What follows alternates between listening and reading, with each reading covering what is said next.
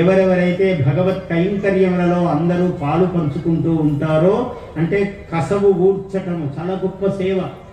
ఈ ఒక భక్తుడు అన్నాడు, గృహ సమ్మార్జనమో జలాహరణమో శృంగార పల్యంకికా వహనంబో వనమాలికాకరణమో ద్రాగ్దీపికారోపమో అన్నాడు.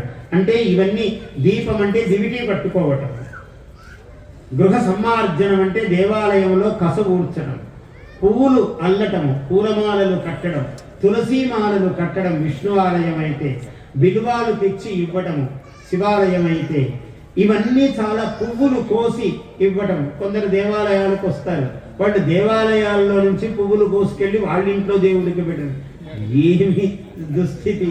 మన ప్రపంచంలో చూస్తుంటాం, రకరకాలైన పాత్రలు మనకు కనపడుతూ ఉంటారు.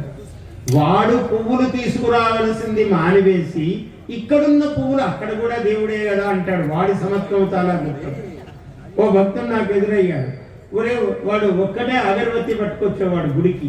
అలా పట్టుకురాకూడదు నాయన, 2 తేవాలి మంగళం అన్నాడు. వాడు వెంటనే తుంచి 2 చేశాడు. ఆహా, ఏమి భక్తి పారవస్యం! ఎంత మహానుభావుడు అనిపించింది. అంటే మానవులలో మానవోత్తమత్వం. వాళ్ళెంత గొప్పవాళ్ళు, ఎంత ప్రతిభావంతులు, సత్య ప్రతిభ.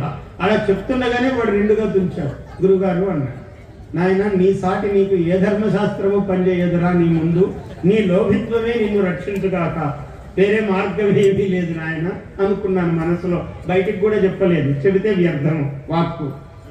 అందువల్ల ఇట్లాంటివి ప్రపంచంలో ఎన్నో ఉంటాయి. ఏది ఉన్నా అన్నపూర్ణాదేవి యొక్క అనుగ్రహానికి అందరూ పాత్రము. ఎవరు ఎంత తినాలో అంత తినాలి, అంత అకారణముగా ఇంత కూడా పారవేయరాదు.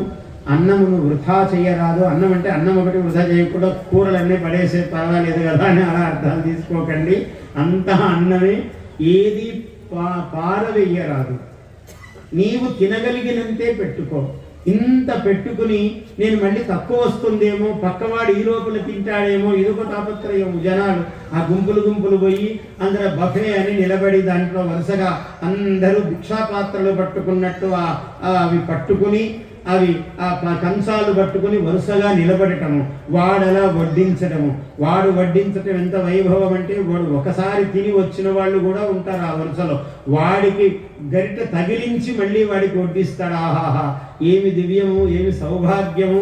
ఈ ఎంగిలి అన్నమే మొత్తం అక్కడ తినే వాళ్ళందరూ కూడా తినాలి. వాడు అదే గరిటతోనే వాడు ఎంత ఆదరం అంటే ప్రతివాడికి అదే గరిట తగిలించి పెట్టి మళ్ళీ తీస్తూ దాంట్లో ముంచుతుంటాడు. వాడు అంత మహానుభావుడు, వడ్డించేవాడు. ఇలా వడ్డనలతో మనం భోజనాలు చేసి, ఇంకా మన ఆచారమేమి, మన ఆరోగ్యమేమి, మన ఆయుస్సు ఏమి, అన్ని వీటి మీద ఆధారపడి ఉన్నాయి.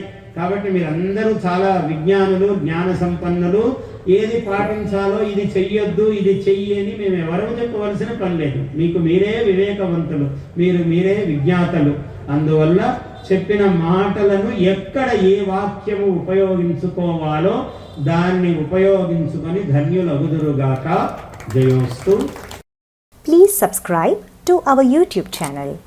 Like and share this video.